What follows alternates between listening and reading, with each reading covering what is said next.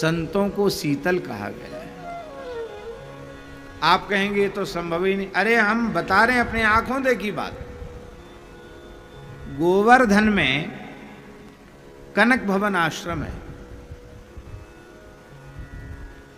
वहां बगल में एक पड़ोसी, उसने महाराज जी से कहा कि महाराज जी ये पीछे हम अपना एक पानी की मशीन रख लें, मानसी गंगा का तट है, तो अपने स्थान में रखना चाहता था। बोले हमारे यहाँ जगह नहीं, यहाँ रख लें। महाराज के रख लो, कोई बात नहीं, दीवार से दीवार लगी है, छोटी बाउंड्री, रख लो। उसने रख लिया। और आश्रम में जो लोग व्यवस्था देख रहे थे उन्होंने कहा महाराज ऐसे ही लोग कब्जा करते हैं। महाराज अरे बोले क्या है, किसकी जमीन सब तो भगवान की है, कौन क्या कब्जा करेगा। उसने पहले मशीन रखी, फिर बाउंड्री और खिंचवा दी, ठाकुर जी के भूमि पर कब्जा कर लिया, पीछे वाले हिस्सा। संसार तो ऐसे ही होता ना। तो आश्रम के जो लोग थे उनको गुस्सा आया, उन्होंने उसकी दीवार तोड़ दी।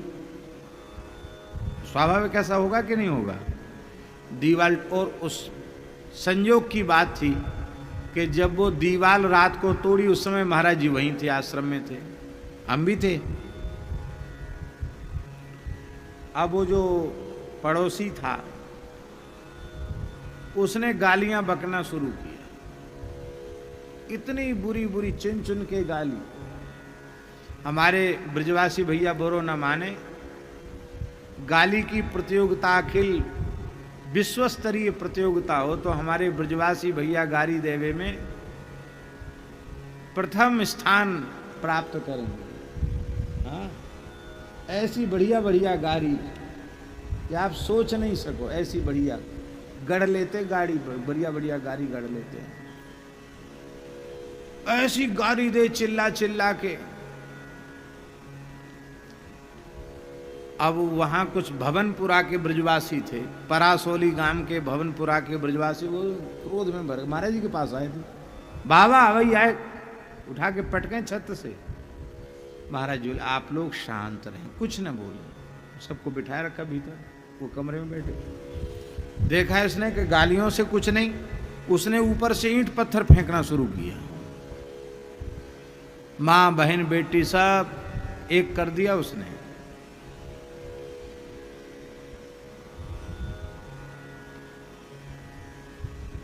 हमने कहा महाराज जी अब क्या होगा। और महाराज जी बाहर बैठे थे बरंडा में, उनके पास पत्थर गिर रहे थे। महाराज जी बोले यही राम जी की लीला है, कभी फूल बरसते हैं और कभी ईंट पत्थर भी बरसते हैं, सब भगवान की लीला है, बहुत अच्छा है। हमने कहा महाराज जी आप भीतर चलिए। बोले आप भीतर चले जाओ, हम जहाँ बैठे हैं वहीं बैठे रहेंगे। और महाराज जी बोल रहे थे स्वस्त्यस्त विश्वस्य खलः प्रसीदताम ध्यायन्त भूतानि शिवम विथो धिया मनश्च भद्रम भजता दधोक्षजे आवेश्यतामनो मत्र पहेतुकी।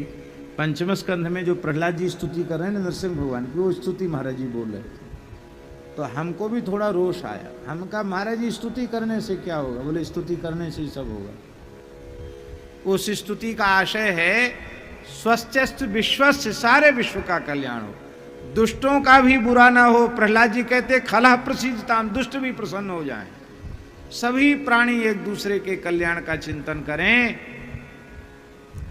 और हम सबकी बुद्धि भगवान में लग जाए, निष्काम बुद्धि भगवान। आवेश से तामनो मति रप्य हेतु की, अहेतु की मति भगवान में लग जाए।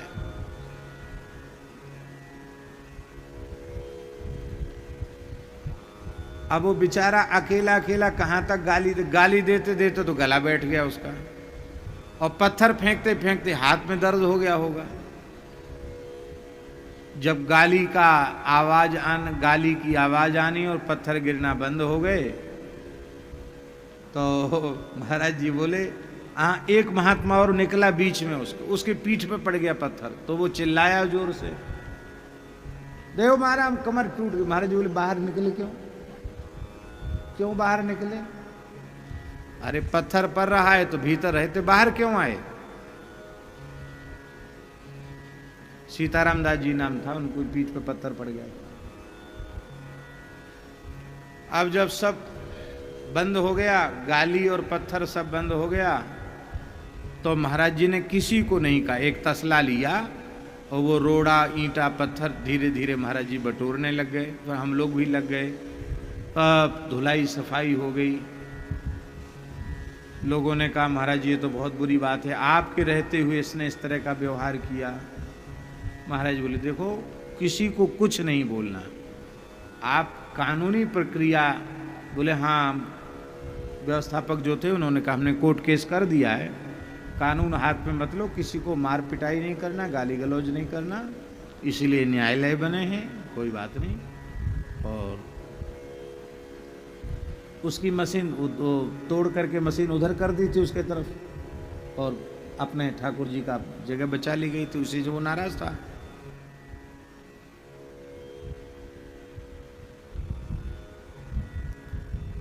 अब सब बातें कहने की नहीं होती, लेकिन फिर भी यथार्थ का संगोपन कहाँ तक करें। तो ये शाम की घटना है, और हमारा ये हाथ उतर गया था, ये जो बायां हाथ उतर गया था, यहाँ से नीचे उतर गया था, तो हमको भी बहुत कष्ट था उस समय। ये संधि यहाँ से अलग होकर नीचे हाथ उतर गया था। तो हम इलाज के लिए गए थे, वो हाथ चढ़ाते हैं ना, हाथ कोई ब्रजवासी आने और के पास कोई ब्रजवासी हाथ चढ़ाता था, वहाँ हमको जाना था। तो उसी दिन रात्रि को स्वप्न में हमने क्या देखा कि महाराज जी नृसिंह भगवान की स्तुति जो कर रहे थे, महाराज जी स्तुति कर रहे हैं, साक्षात नृसिंह भगवान सामने प्रकट है। और महाराज जी ओम नमो भगवते नरसिंहाय नमस्ते जस्ते से आविर्भाव वज्रनक वज्रदंष्ट इस मंत्र को बोल रहे हैं, और स्वस्थ विश्व से खला प्रसिद्ध था। ओ भगवान के श्रीअंग से बहुत प्रकाश निकल रहा है।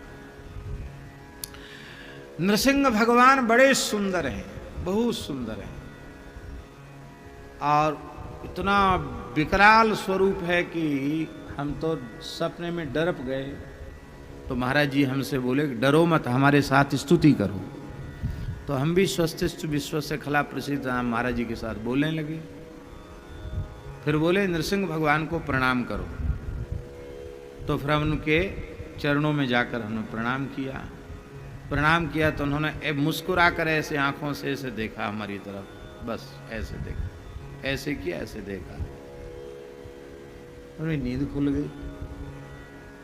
सवेरे 4 बज रहे थे। महाराज बोले पंडित जी तबीयत कैसी है? उन्होंने कहा महाराज जी तबीयत तो ठीक है आपकी कृपा से, लेकिन ऐसा, अरे देखो ऐसा है, तुम कल कह रहे थे कि स्तुति करने से क्या होगा, तो स्तुति भगवान ने स्वीकार कर ली, ये भगवान ने अनुभव करा दिया। जब कोई प्रेमी भगवान की स्तुति करता तो भगवान खड़े होकर सुनते हैं। देखो इस मोहल्ले में नरसिंह भगवान का मंदिर है, तुम चले जाओ, एक नारियल ले जाओ, कुछ फल ले जाओ, नरसिंह जी को ये भेंट कर आओ। कुछ पैसा दिए, फल दिए, बोले भेंट कर देना, नरसिंह जी को दर्शन दिया है, उनको जाकर भेंट कर देना, हमारी दंडोत बोल देना। गए वहाँ दर्शन कर, अभी भी वो नरसिंह जी बैठे हैं। वहाँ से जब कनक भवन से चकलेश्वर के लिए बढ़ते हैं तो बाईं तरफ वो नरसिंह जी, उधर से आएंगे तो दाईं तरफ, और इधर से चकलेश्वर जी की ओर जाएंगे कनक भवन से तो बाईं तरफ आएंगे। नरसिंह जी को प्रणाम किया। अब क्या हुआ, अब वो जो व्यक्ति था, उस व्यक्ति का राधा कुंड के किसी ब्रजवासी से झगड़ा हो गया। झगड़ने वालों का तो सब जगह झगड़ा ही होता है। वहाँ झगड़ा हुआ तो यहाँ तो महाराज जी तो कुछ नहीं बोले, जबकि इतनी शक्ति थी महाराज जी में, इतना प्रभाव था उनका गिरिराज जी में कि उसकी तो हालत खराब हो जाती। तो महाराज जी ने क्रोध ही नहीं किया, शम शीतल, वो शीतल बने रहे। और उधर राधा कुंड में उसका किसी से झगड़ा हुआ, उन्होंने इतना मारा, इतना मारा, इतना मारा कि वे अपने जान इसको जान से मार के चले गए। नरसिंह भगवान की पिटाई पड़ गई, किसी के द्वारा पड़वा में पिटाई। वो कुछ दिन बाद, एक इस घटना के 2 दिन के भीतर, माने एक दिन बया, दूसरे दिन ही तो पिटाई हो गई उसकी। अब हॉस्पिटल ले गए, जैसे तैसे उसके प्राण बचे। यहाँ वहाँ सब जगह एकदम कटा फटा, एकदम सूजा मुंह। तो आकर महाराज जी के पास, महाराज जी उस समय श्री रामानंद पुस्तकालय सुदामा कुटी में विराजते थे। महाराज जी के पास आकर के रोने लग गया। उसके घर के लोग आए, बोले बाबा माफ़ कर दो इसको, इसने आप जैसे संत को गाली दी, इसको माफ़ कर दो, इसके जैसे तैसे प्राण बचे हैं। वो बार बार कहता था हमको बाबा बचाए सकें, बाबा के पास ले चलो, इसको आपके पास लेके आए हैं। तो महाराज जी उसके दुख को देखकर आंख में आंसू भर लिए, रो गए। अरे बोले भैया क्या हो गया, कैसे ऐसा हो गया? नहीं तो कोई दूसरा होता तो कहते अच्छा खूब गालियां दे लो, खूब पत्थर बरसा लो, अब देखो क्या परिणाम हुआ, साधु का अपमान का क्या फल मिला। महाराज जी ने कुछ नहीं कहा।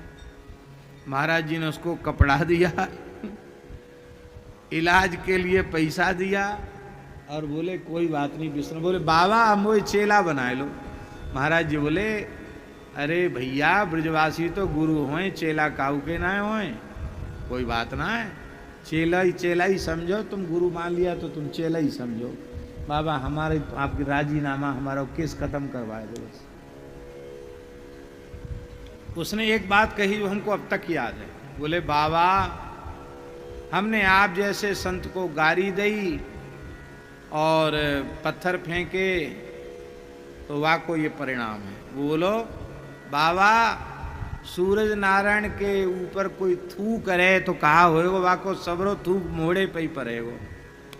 बोले आप तो सूरज के समान है, हमने आपको गाली दी, उसका सब पाप मुझे भोगना पड़ा। बाद में हमने ही उस व्यक्ति की महाराज जी से दीक्षा कराई, महाराज जी का शिष्य हो गया। इसको कहते शीतलता सम। ये है प्रेम लक्षणा भक्ति जिन्हें प्राप्त। भक्त के, ज्ञानी के, जीवन मुक्त के जितने लक्षण शास्त्रों में आए हैं वे एक एक लक्षण श्री महाराज जी में प्रकट थे।